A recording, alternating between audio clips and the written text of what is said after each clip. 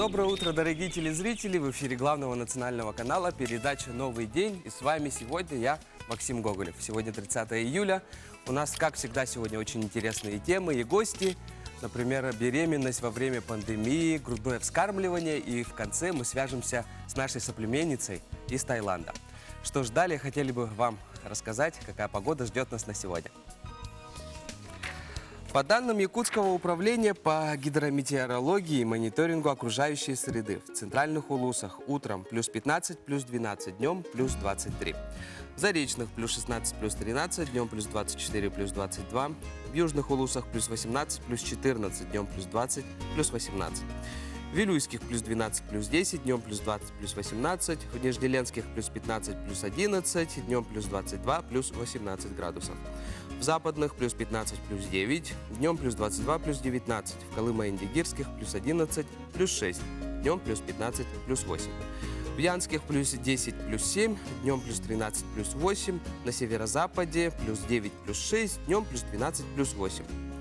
В Якутске в 6 часов утра температура воздуха плюс 14 градусов. Атмосферное давление 751 миллиметров ртутного столба.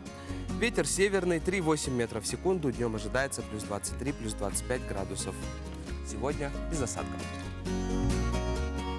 Что ж, и у нас на подключении первый гость на тему беременности во время пандемии. У нас в гостях Ульяна Романовна Новгородова, врач-акушер-гинеколог, методист перинатального центра Якутской республиканской клинической больницы. Доброе утро. Здравствуйте. Ну что ж, расскажите, как сейчас работают гинекологи? Значит, никакая инфекция не останавливает учреждений.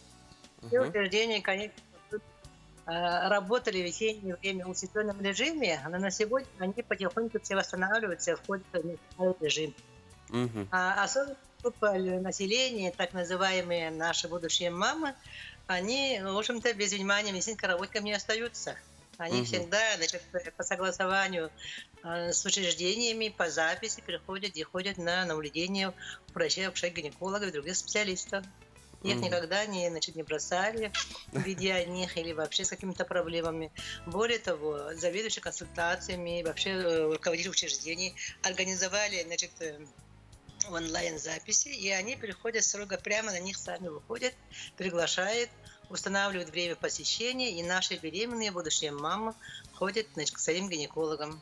Если есть какая-то ситуация экстренная, тоже, значит, в Министерстве здравоохранения организована такая работа, что они поступают по линии скорой помощи. Никто сам по себе не должен ходить, обращаются в станции скорой помощи, и, значит, их доставляют в определенные учреждения, в определенные даже двери, куда должны спокойно, без каких-либо рисков для своего здоровья должны поступать наши женщины. Вот. Ульяна Романовна, скажите, а если, допустим, гинеколог как-то вот не устраивает пациентку, что делать при этом? Ну, такая ситуация, конечно, может быть. Мы все разные.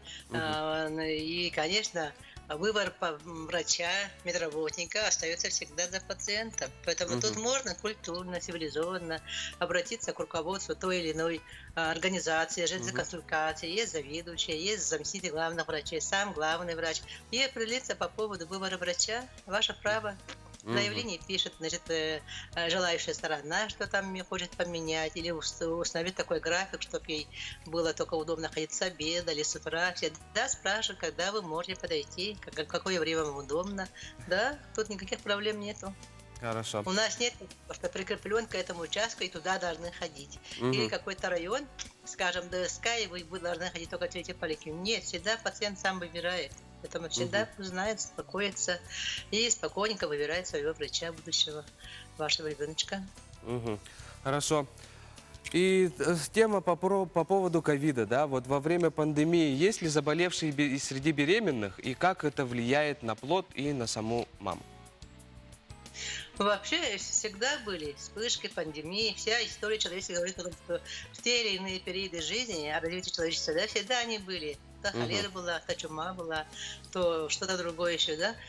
Тем не менее, значит, человечество всегда как-то каким-то образом выходило. И на сегодня, я считаю, что тоже та же история, и мы должны себя вести совершенно спокойно, но очень грамотно. Для того и работают, значит, руководящие организации, чтобы у нас были указаны как пути устранения и остановки данной инфекции. То есть мы должны соблюдать все рекомендации, которые написаны и в доступном варианте перед населением. Это, значит, нужно исключать сборища, то есть большие тусовки, контакты, сборища там больших. Да, и, конечно, должны носить маски и соблюдать дистанцию обязательно, то есть не толпиться, значит, ходить на прием или куда-либо по времени, чтобы у нас не было таких ситуаций, чтобы мы могли бы заразиться. Конечно, маски, Конечно. вот если послабление было, надо всегда соблюдать. Все, спасибо. Ага. Ульяна Романовна, большое вам спасибо. Если что, в любом случае, наши женщины республики к вам обратятся по этим вопросам. Хорошего вам дня. Спасибо, будьте здоровы. До свидания. Вика и Лера в приюте уже совсем недавно. И эти самостоятельные, очень талантливые девочки полюбили сразу. Мы очень надеемся, что они в скором времени обретут семью. Меня зовут Вика, мне 7 лет. Я люблю играть игрушками, рисовать. Меня зовут Лера. Я люблю играть и рисовать, мультики смотреть и играть. Уронили мешку на пол, оторвали мешки в пол. Все равно его не брошу, потому что он хороший. Мамин день. Вот утро я надеюсь. Он утром встань пораньше, новый приведи. Что-нибудь хорошее маме подари. Знакомьтесь, это родные сестры Вика и Лера. Вике 7 лет, Лере 5 лет. Вика подвижная, а Лера более спокойная. Обе ходят в детский сад. Девочки находятся в центре совсем недавно. Они очень дружны между собой, всегда и везде играют вместе. Они никогда не ссорятся, уступают друг другу игрушки, играя в разные игры на равных. Лера, привет! Я Зонтик. Сюда. Папа, вот это самый плохой.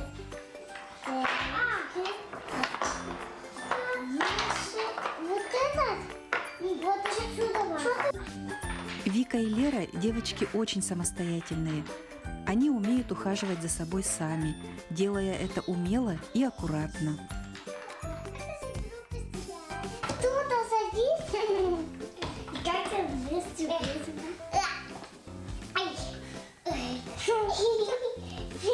Девочки не только любят играть вместе, но и замечательно поют. Просто мы маленькие звезды.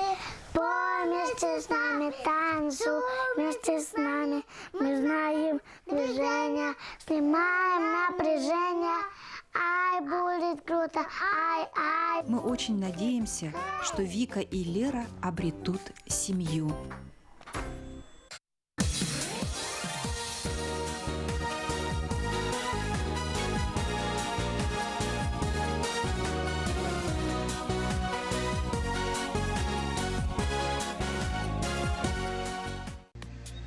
Телгебер, гараж, банник туттар бар. Кантан карчы болобун. Алмаз кредит сервис. Үп карчы боп рохугар. Сөптө коруй. 5 миллионга тие потребительскай соемнар. Түрген табыгастак Алмаз кредит сервистен. Бага саналаргытын олокко киллерин.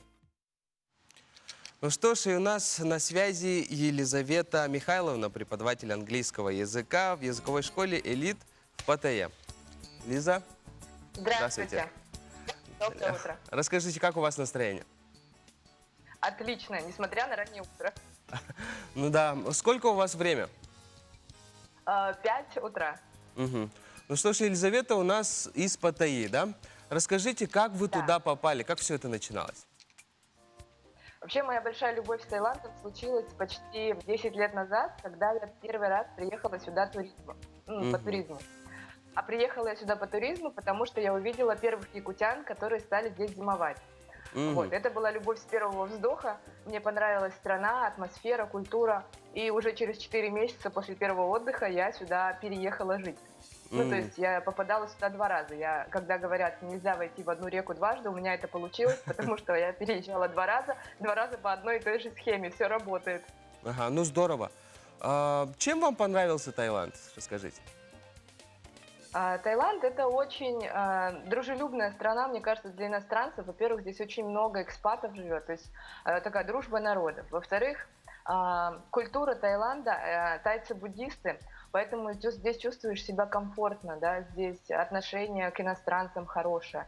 Люди очень дружелюбные, в целом климат прекрасный, еда вкусная, ну то есть как-то вот я приехала и почувствовала себя здесь как дома. Мгм. Какие документы нужны, чтобы попасть в Таиланд? Что нужно? Вы имеете в виду переехать? Да. Да, чтобы переехать, нужно, во-первых, задуматься о том, какая у вас будет виза, да, это самый больной вопрос, который с каждым годом ужесточается. Вариантов несколько. Если вы, как я, например, хотите там искать работу и работать на тайскую компанию, тогда можно просто приехать с туристической визой, а компания уже все оформит за вас. Это будет годовая рабочая виза на 1 год. Для тех, кто, допустим, работает по фрилансу, имеет доход из своей страны, бизнесмены, они могут приехать оформить, например, студенческую визу, записавшись на языковые курсы, изучать английский, тайский, там, любой другой язык. Либо можно оформить пенсионную визу, такой вариант тоже есть для тех, кто старше 50 лет, тоже годовая. То есть, ну, такие долгосрочные визы существуют, во-первых. А во-вторых, нужно, наверное, подумать о страховке, потому что здесь очень хорошая, но очень дорогая медицина. Ага, ясно. Вот расскажите про трудоустройство. Есть ли какие-то ограничения?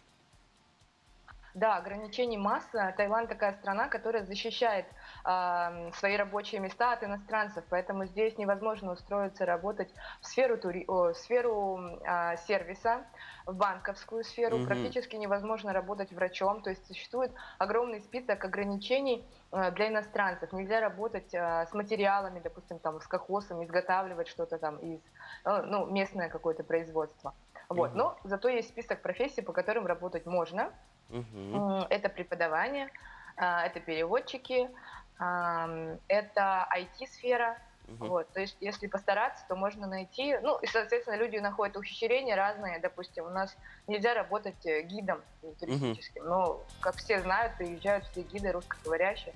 Вот. Они, наверняка оформлены как переводчики, потому что существует 2 гида всегда, тайский и, допустим, русский.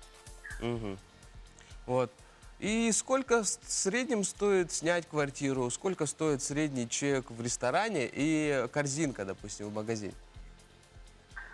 Так, ну здесь сложно сказать прям средний, давайте возьмем там от, потому что можно там идти до бесконечности, у кого какие там аппетиты и доходы, да. В среднем в Паттайе квартиру можно снять за, ну, от 8 тысяч бат, наверное, да, самую скромную, ну и выше.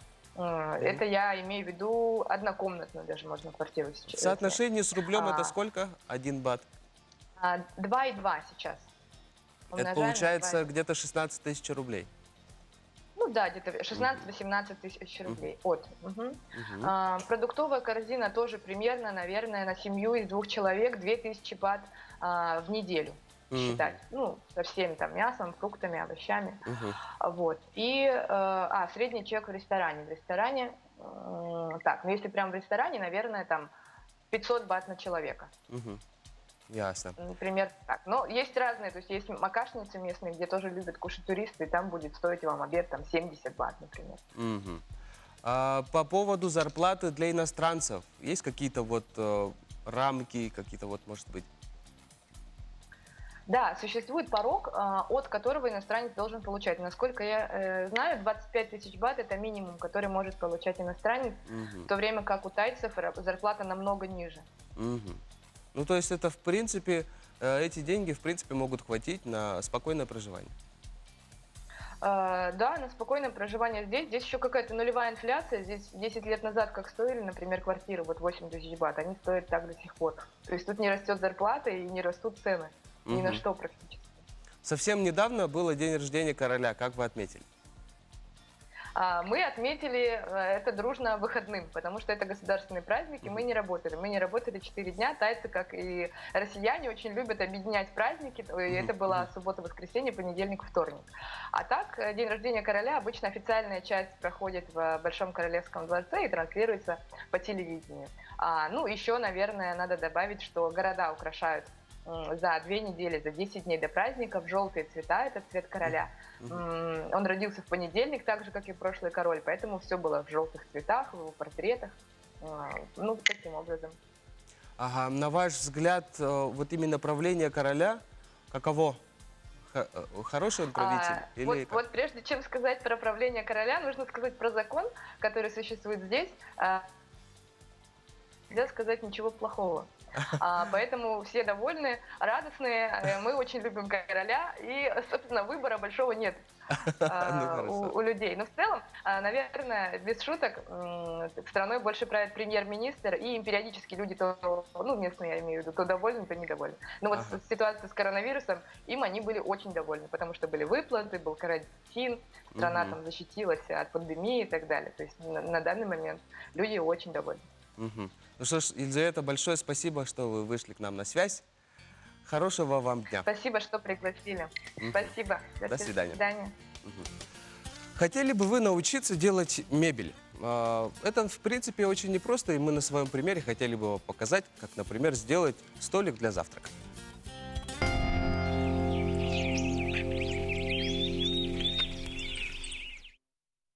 Не знаю, как у вас, а просмотр фильмов для меня бывает обязательно с едой. И ты берешь очень много еды вкусной, и хочется все это разом, чтобы было перед тобой и перед ноутбуком, чтобы было удобно смотреть и кушать. И поэтому у меня появилась одна замечательная идея сделать так называемый столик для завтрака, который можно использовать круглые сутки, ведь самое приятное смотреть фильмы – это вечернее время.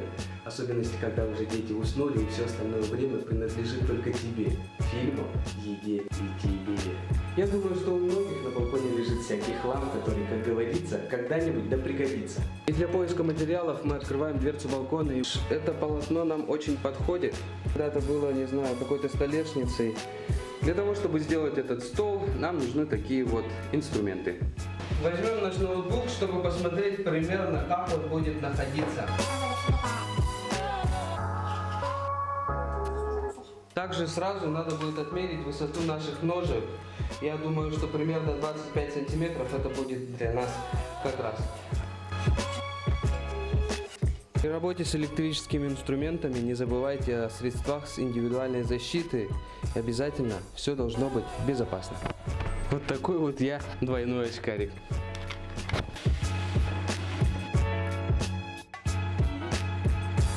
При работе с лобзиком учтите, что лицевая часть должна лежать с нижней стороны, так как с верхней стороны лобзик образует вот такие вот неаккуратные сколы.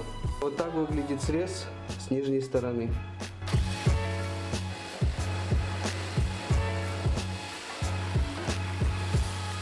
Тоже ножки исследовательским способом. Главное, делайте это аккуратно, точно по линии.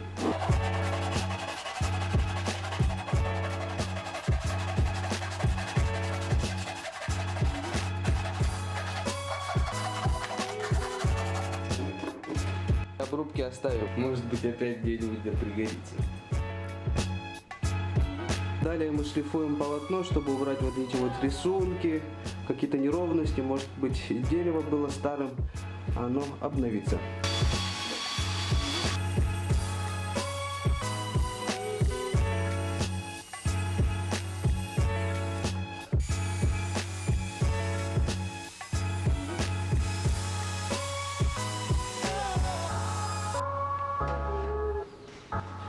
Самая пыльная часть закончилась, весь балкон у нас в пыли, это надо будет убрать, а далее я покажу, как крепить ножки к основному изделию. Обработанные детали обязательно протираем влажной тряпкой, чтобы убрать всю пыль.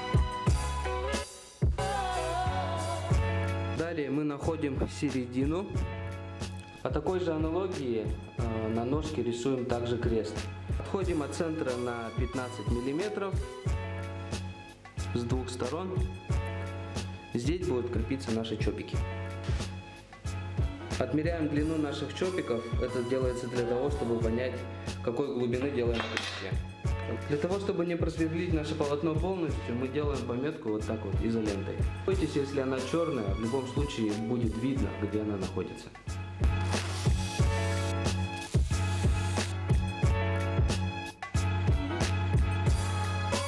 Далее переходим к нашим ножкам. Мы отмерили нужную глубину. При сверлении старайтесь держать шуруповерт вертикально. Такие отверстия получились. Кстати говоря, сильно не расстраивайтесь, если высота ваших ножек разная.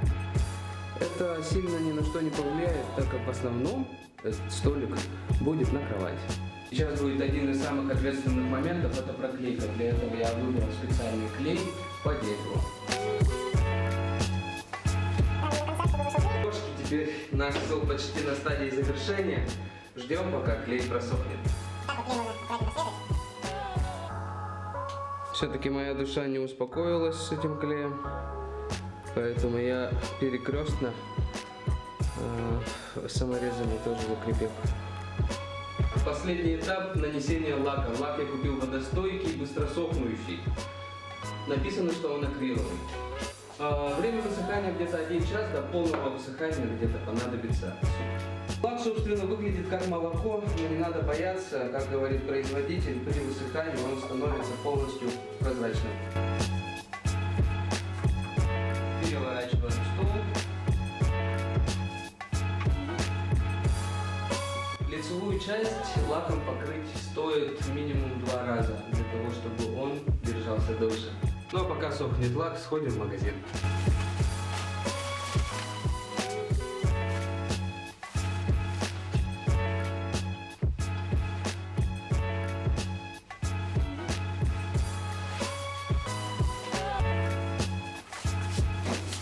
Прошел 1 час, и лак действительно высох. Теперь нам нужно зашкурить. Для чего это делается? Для того, чтобы убрать мелкие ворсинки после лака.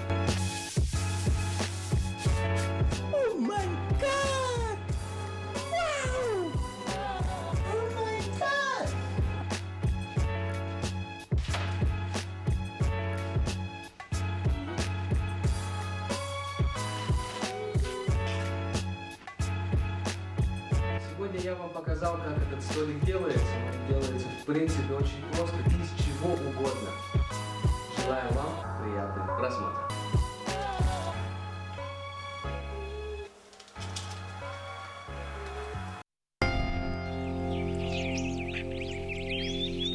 Ну что ж, я надеюсь, что этот ролик был вам полезен.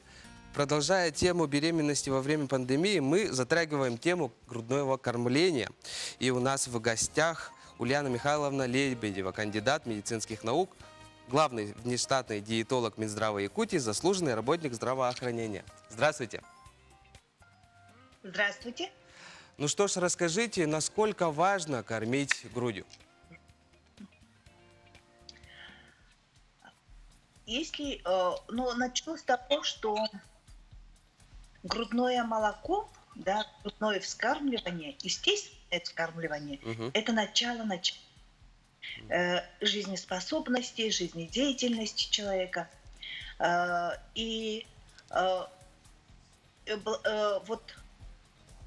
Учитывая важность кормления грудью и грудным молоком, и поддерживая грудное естественное вскармливание, в начале 90-х годов во всем мире, в мире учреждена неделя грудного вскармливания. Была принята декларация, Читинская декларация, и 32 страны и 10 агентств детского фонда ЮНИЦЕФ подписали, да, 32 страны. А на сегодняшний день, благодаря тому, что поддержка естественного грудного вскармливания имеет огромную роль, 170 стран принимают участие в этой акции. Эта акция проводится летом, да, в начале августа. И вот в нашей республике, начиная с 2012 года, когда мы приглашали экспертов, национальных преподавателей Всемирной организации здравоохранения и детского фонда ЮНИЦЕФ для того, чтобы обучали эти эксперты и преподаватели, обучали наших медицинских работников. И вот в 2012 году вот мы присудили 2 больницам, да, медицинским организациям звание, ну, такое достойное звание Всемирной организации здравоохранения, больницы доброжелательные к ребенку. Да? И на сегодняшний день таких больниц у нас в республике 9 медицинских организаций. Это 4 медицинские организации в городе Якутске. Это Национальный центр медицины, Республиканская больница номер 1, да? Якутская республиканская клиническая больница, которая тогда была городской клинической больницей, главный врач Васильев Николай Николаевич. Как раз я хочу отметить, что... Ну и другие, да? Ульяна Михайловна, расскажите, пожалуйста, да? И другие. Ага, почему вот именно важно кормить естественно? В чем вот именно особенность того, чтобы мать кормила своего ребенка? И бывает такое, что некоторые жалуются на то, что молока не бывает. Правда ли это? Огромная роль принадлежит составу грудного молока. Да?